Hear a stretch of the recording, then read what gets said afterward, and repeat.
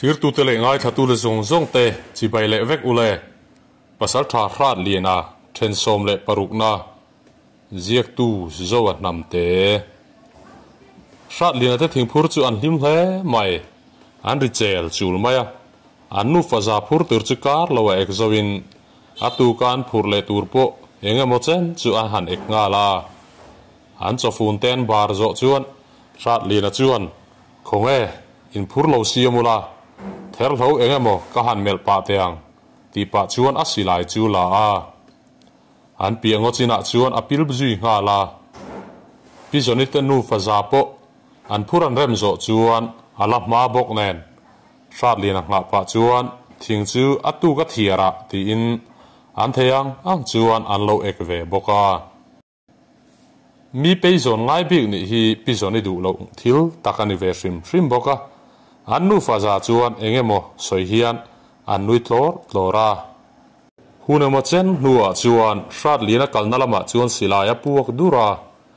an thing e lai chol thrap chuan a hanin en he ho chuta hrat liena o nge mai chuan lado ron cham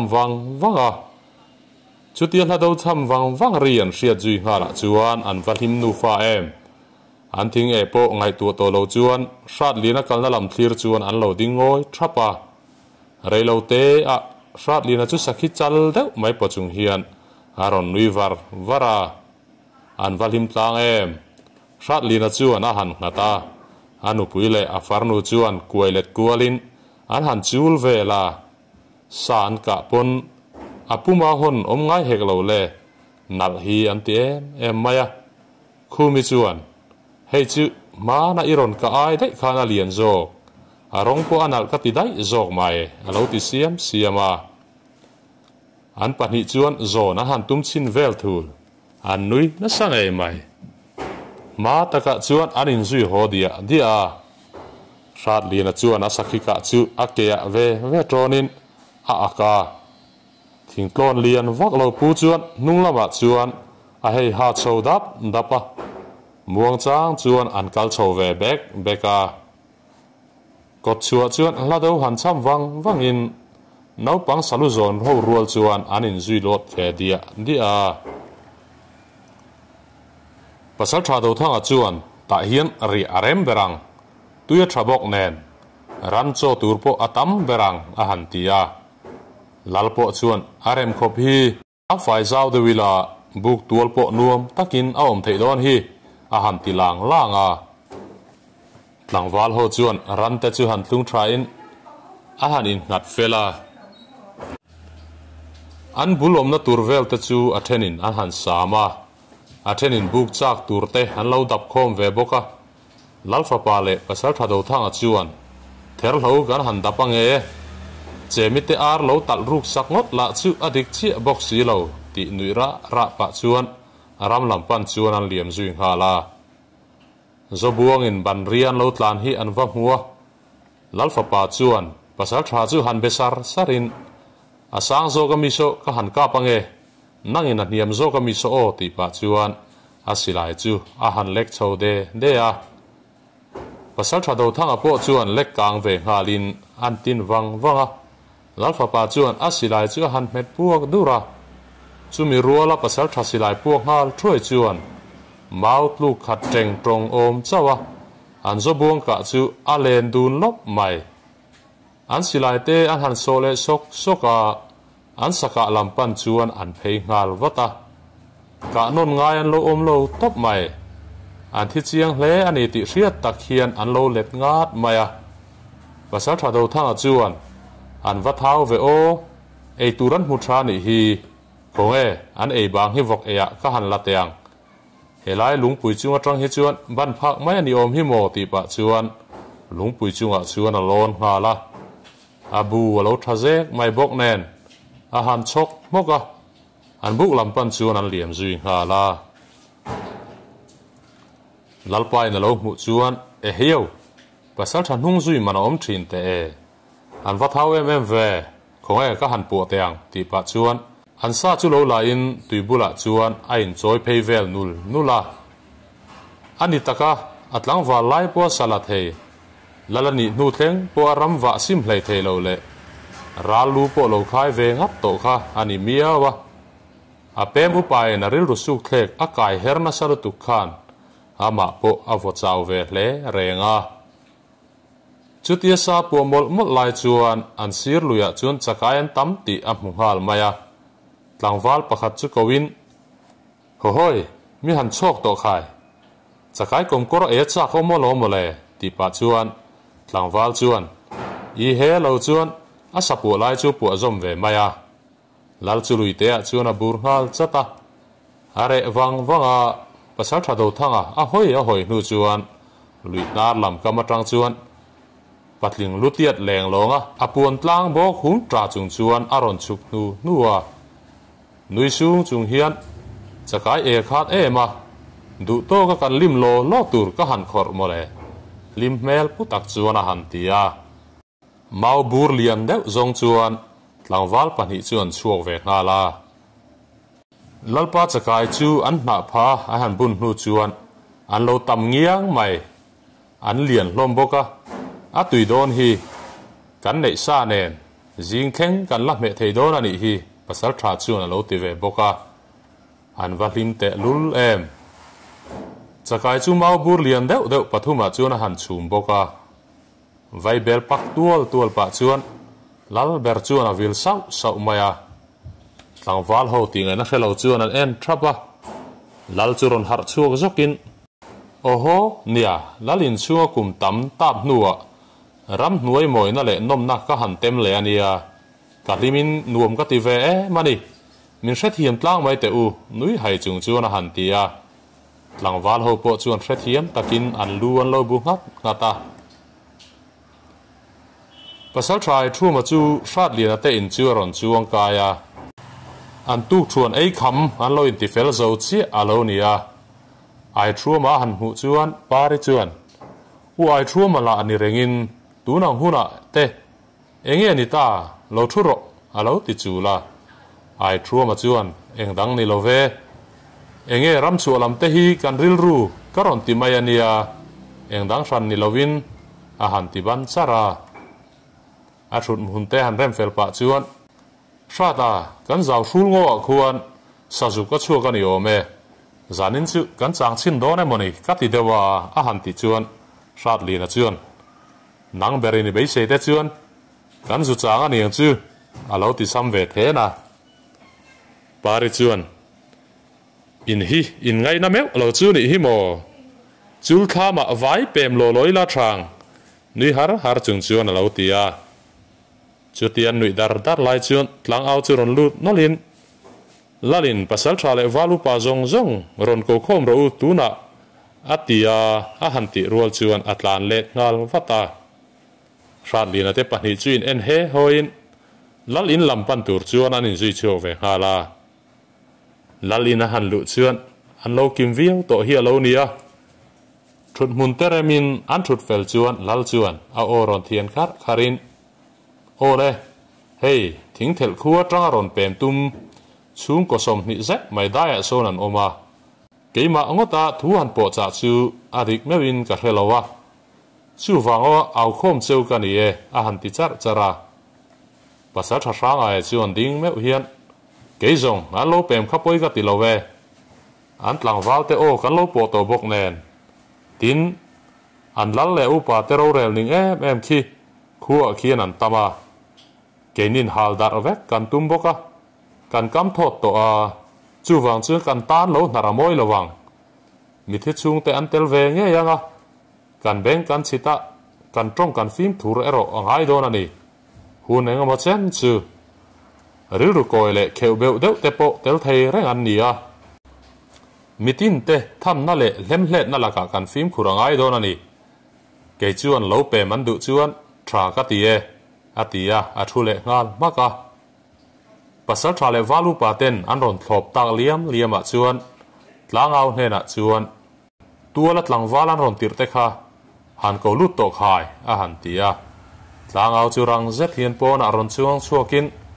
relo te a tlangwal pahnih hi a ron chom luta meng khup dai a ron lutin lalma chuan an ding kun chala lal chuan ka upa pasal tha tele valu pa tenen kan han soi hoa in vaya in ron pem chu kan phala thin lung takin kan khomia kan pom cheu ani a han ti chuan chung tlang val te chu lom taka ron dak chokin lalpa i za ngai na leidu sakna kan don zong zong alom thu kan thrila che an han tia an pasal tha te chuan an ral man zinga tlangwal phanchang berkhani ti hria in pasal thai thuma chu ron ding hluain tlangwal tungai ming ke hi ai thuma kania a minga pasal tha ni na keng ve dor kanie ti pa chuan midang ho an lal le upa thleng chuan an ming lamin a han kok dan dana tlangwal chuan lian mana kanie ka thian pa hi chun thanga nie a han tia lal chuan ole kalta ula in chung ta chu va hruai to u kan za hian lal mu lo khuan kan lo muak don cheu nia tu thuan in bar to em ma han ti zom zata tlangwal chuan o bar to e thon hai taka kan ron ria ka kan ro in bar fel to e alo ti ve thuaya lal chuan ani le in chung ten an chuan khua chu ron kai to u ati chuan tlangwal pahni po chuan chuak ve hala lal chuan khaile kan zain kan lo dong song don nia valu pa te khan an thlen in tur om in lo en sak ngal don nia a han ti zata kot chu la man thlir thap lai chuan chung kwa bong bor zetaron in phur le kum upalam deuh tiang ne na ron kal ve ram te nau pang rinak nak te an han hu chuan an hnuk aul treu hloma lal ro rel thalo chuan chung kora thei hawa siam hnem thin tak em tinua nu chuan lal chuan kot chu lam chu a thlir wanga an lo nai zela lal mu la ron thlen chuan lal chuan bel phuar kholal kan yangin ka khomi le sa ni turin ka lo lo ma cheu thamuang takin he khuwa hian in om don nia athuma al kan eiza anga lim takin kan hun le ni te kan siar ho don nia alo ti ngal soka valu pa te chu chengal watin mani chung te chuan a han thut khom tira an tam dana zir chuan an thlen in tur chu an ruat sak loma lal chuan han ha damula naktuk lama te po kanin kom don nia voin ni chu han ha dam ro a ham tilua ma pem thar ho po loma wanga mi tui hru zau chung chuan an thlen in tur lam chuan pan ta thliaya lal nei chuna le tlangwal te chuan muang marin fere sana chuan khua kan kai man tho don hi mo man mo thut lo teng u ti chuan an tu thuan bar zo chu aron zui le beka shat lina le ai thu ma chuan amania sajuk chan an tum an thul ta ka wang chuan chun cho fak zo muang marin kan liam don nia sadang be sei tur kan nei chuang lawa tlangwal ho la tlak lam mual hrut tuma an chuak nual khamo kan chan tum na lama tuma la an lo kal lo kha tinu no chung chuan an pathloi te tua la chuan nang hai pa in an lo thua an pathloi kam liam chang la an lo thup boka an pathloi kil tu ho chu an han nui le hak thina lai orate thian ho chu tlak lam mual lui te dung vela chuan sanghal chun lai po in an chuake an tia wang chuan chu lam mual hru tur chuan an liam ve a an kal zela khua po an hlat deuh to ti chuan mual jing zum lai a chuan mei khu an mutlat mai an khomi ria karam wak la anom man hrebok si lo mak an tiang reng hle mai lai ora chuan tu te nge niango khodang pasal tha te hian an sathiam an ron an yange eng po ni se han mit bi fe hrim teng u ti le ma hruai rual chung chu akal dok ta zar maya an thian thum chuan ralu khai to vek an ni boka huai po an huai le renga relo te a mei khu an mun lai chuan thleng thla dona lai ora chuan thom dim tur chuan a han tia an ma kham ko tang chuan bi thum chuan a han dak ka an thil mu chuan a ti phok hlom hle mai poi ru la lo thu hu maya eng ma hrelo chuan anung berakal vom kai chuan han da ve pa hian sam zet hian tu te nge in ni tu kho tui tlan nge in ni a kan ram wala in ron ati chu angoi chat mai poi rul ho po aron hoi rang hle maya an pasal train ha damin kan nor don nia khitiang khotero te enga an han nor tlom lawang ni chun laya ram kal lo mi pa ho le tlangwal ho kan nuai chimi tanga an khu lo kai ma sa piang lo ka thal top mai tur an zol bu kan halanga a han tia an zol bu kan halanga ti nia lu sei ho o len lai ania khuwa mi patam wa om su a om te po kan tan tu zal an har don lova an mi pa le pasal tharam kal ron hong ma sa piang kan lo thal ngau ngawanga kan tan che ta ola ni mai an lal in kan ne watanga aron nai piang kan lo kap thal ngal zel mai don nia atia wanga tun sofa lai khu ron kai tu man nia tu thuan e lova tho ve le anon sir chu nga lawangin chulai muna e rel hi an lo ni an e rel lain me an thup viau na an ti hlum lain mei khu an lo chu azau kha an ni thian thum hi an mu lo ni lai ora chuan kai o vom kai chu han ti thap rual chuan poi pasal tharon hoile chuan an ni pathum chu ron muin ro u ka phum hal ro u ati rual chuan poi tangwal som chuang ma hi an sak ko hel dewa chung lam kai tum chuan liam ve hala chuti rual chuan poi pasal tha chuan khua chu kan kai mai tur la ani chuan ti pa chuan a riam le asamim chu aban hal wat boka midang po chu chu ngalin an thian te kham kai na lama chuan an lian chho ngal zunga lai ora chuan a thian te hena chuan tlan zel ru miron mania an sai pha ka om mi alo tur zau hlui peng a khan lung phen tur a rema ta khan kan dinga kan lo kap manga kan tlan zui le hal don nia kan pasal tha te ram chuak tur an liam ma khu kan thlena nga e ti chung chuan a thian te hnunga chuan tlanin a thian te chu ha fui sau sawa an tum ram an tlan thleng tre tia chuan an bulvel chu ngen mu chuan aron deng phut sat mai lai ura chuan tlan zel ro u kan thleng tre pania kan ram chung chu kan chian zo poi kuta kan tuk mai ten le a han ti le rama silai voi nga zet puak chuan poi a khoi tam lo ma se lai ora nak chu vun pui chat thotin aron thu thia lungpui phena lu zau pa chuan thok la hal pa in an silai an so ani le ngat mai kan ha lu tuk are man do ne alo lang ma sa pathum kan thal ngal nge ngai nia tuan ti muang tua kan silai kan theng angin kan so anga kan thom kho chung le kan pasal tha te hriata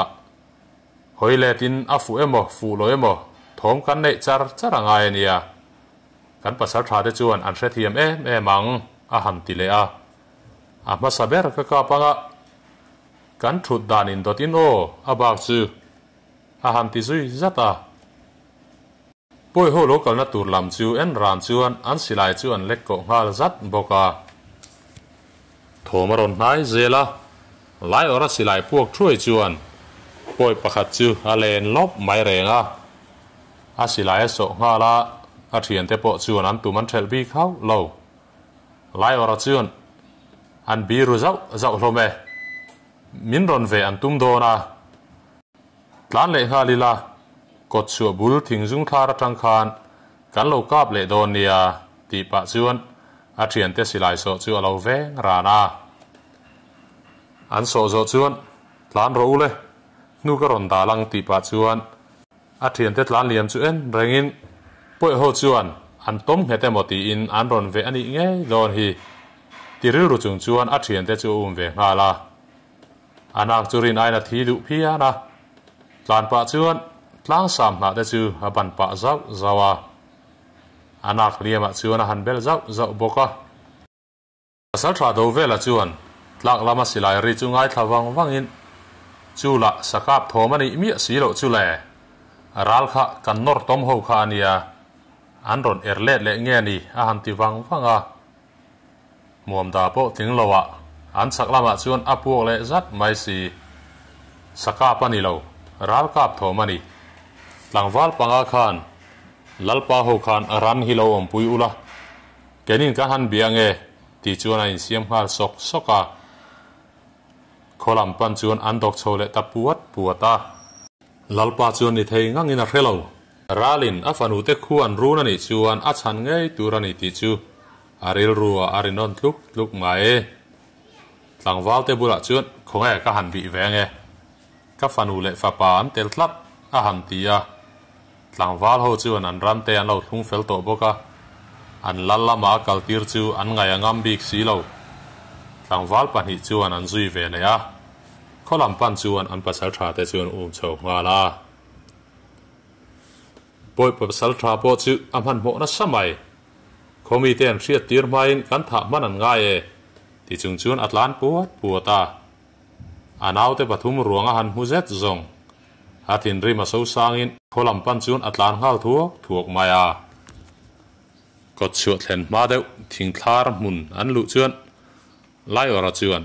vom kai nang tlan tlang la kho chunga aw lu tang che poi ralan lo thlenge ti in a han tia vom kai chuan a han du lo do na za thuama chuan tlan mai ro kho chunga hi manga enia alo ti vin lura ani poin ngai tu harni o takiana tho ngal thara kholam pan chuan a liam ngal puata lai ora chuan an lo lang trane karin ainan vatam vemo silai ka phak chin an lo thlena tranga kan nga yang chuti lo chu kan pot muang man do lo tlat mai han ti chara mi panga vel chu ron tlan fal masa in an hnung lama chuan anol puin an ron chim hi ani bera kong chu thui fe man ron o khat muk mai lai ora te thian dun chu in siam tha sawin